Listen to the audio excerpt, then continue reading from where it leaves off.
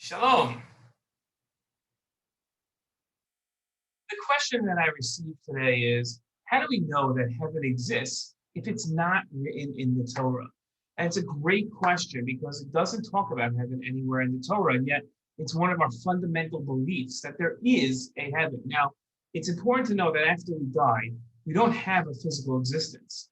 And therefore, what our existence isn't in a specific location, let's say on a map or in the universe or anywhere that we could point to and say, there it is, because it's not physical. So therefore, it can't be in any location. So therefore, heaven isn't a place, but rather it's an existence. It's a state of being, and that is a non-physical state of being where our bodies aren't there, but rather it's our souls. Now, God promised us a reward for mitzvot and punishment if we didn't follow the Torah and didn't follow the mitzvot, and therefore there has to be reward. Now, maybe you'll say that the reward is only in this world. Well, if that, and the punishment as well. But we only exist in this world for a very small amount of time.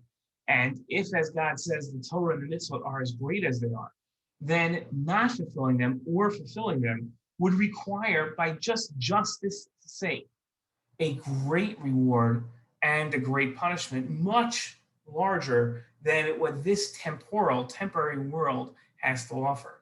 And therefore, there must be an existence outside of the one that we see while we are alive, stuck in our physical bodies.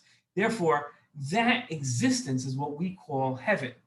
And for those that understand, hell is for where punishment is. So even though it doesn't say it in the Torah, logic demands that there must be such an existence, such what we would call heaven or hell. But again, not a place, a state of being.